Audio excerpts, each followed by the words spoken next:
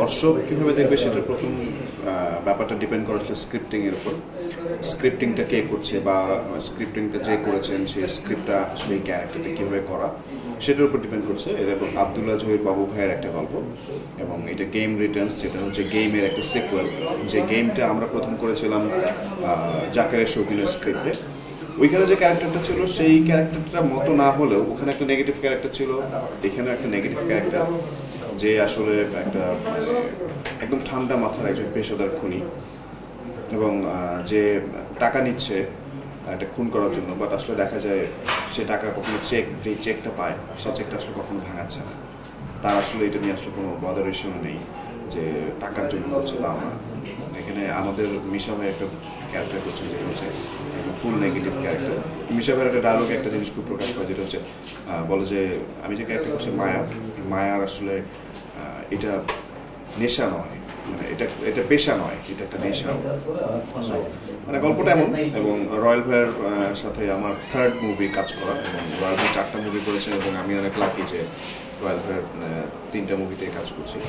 Third movie যেটা প্রথম movie করেছিলাম বন্ধু তুমি সত্য তুমি, তারপর গেম রিটার্নস। এই যে আমরা তো বিভিন্ন ধরনের গল্প দেখি, অ্যাকশন ধরনের ফিল্ম দেখি, বিভিন্ন অ্যাকশন রোম্যান্সের বিভিন্ন রসায়ন দেখি, তো এইখানে দর্শক কোন জিনিসটার জন্য আপনাকে অন্য ফিল্মগুলো হচ্ছে আলাদা করবে? এটা প্রথমত বলবো যে গল্প। আসলে আমরা যখন হলে ছবি দেখতে যাই, এটা আমরা নিজের পার্সোনাল যে অবজারভেশন, সে পার্সোনাল অবজারভেশনে যেটা ফিল করি যে আমি হলে গিয়ে যখন গল্পটা দেখছি কিনা, বা দেখা যাচ্ছে এটা কি দেখতেছি, এরকম যে ফিলটা থাকে, আমার কাছে মনে হয় যে এই ফিলটা দর্শক পাবে না এই ছবিটা দেখতে গিয়ে। এবং তার মধ্যে ডেফিনেটলি আমার নতুন করে যেমন দাড়ি রেখে, তারপরে চুল বড় করে, চুলটা একটু এলোমেলো, মানে কখনো সে একদম গোছালো একটা ছেলে না, আসলে একদম অগোছালো একটা ছেলে যে একদম কোল্ড ব্লাডেড কিলার। সো দর্শক এভাবেই দেখবে যে যেই জায়গাটা আমার কাছে মনে হয় নতুন কিছু ডেফিনেটলি পাবে। আচ্ছা, এর আগে তো যে ফিল্মগুলো করেছেন, এই ফিল্মগুলো নিয়ে আপনি কতটা আশাবাদী?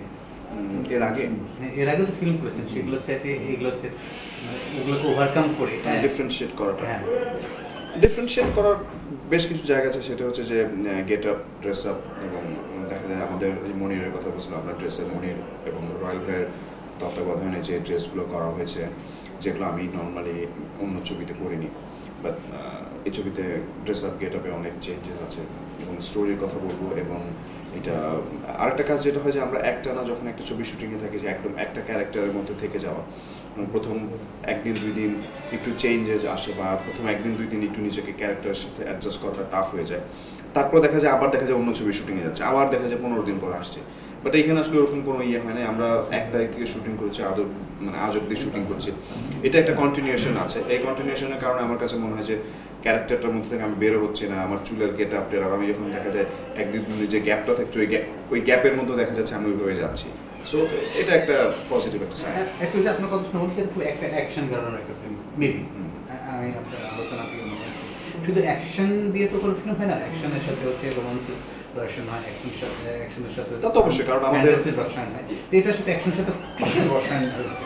তা তো আপনি যেটা বলুন সেটা তো অবশ্যই, কারণ একটা ছবিতে তো নায়িকা ছাড়া তো ডেফিনেটলি কোনো ছবি হবে না। ছবির মধ্যে নায়িকা যেহেতু থাকবে, তার মানে নায়কটা তার মনে করেন ও তো কোনো মানে নায়িকা তো ভাই বোন বা অন্য কোনো একটা রিলেশন বিল্ড আপ, বা একটা আমাদের দর্শকের চিন্তাভাবনা, বা আমাদের ফিল্মের যে স্টার্টিংয়ের যে সিস্টেমটা হয়ে আসে, যে আসলে একটা নায়ক নায়িকার যে রসায়ন এবং দর্শকের অডিয়েন্সের যে চাহিদা, ওই চাহিদা অনুযায়ী একটা কাজ করতে হয়। যেমন আমাদের এই গল্পে লাবণ্য যে ক্যারেক্টারটা করছে নাম হচ্ছে শায়না ক্যারেক্টারটা আমার সাথে সবসময় আছে, এবং সে যখন আমি স্নাইপারদের শ্যুট করছি বা কখনো কোনো অ্যাকশনে যাচ্ছি, সে আমার সাথে একদম 24 আওয়ার্স আমার সাথে আছে।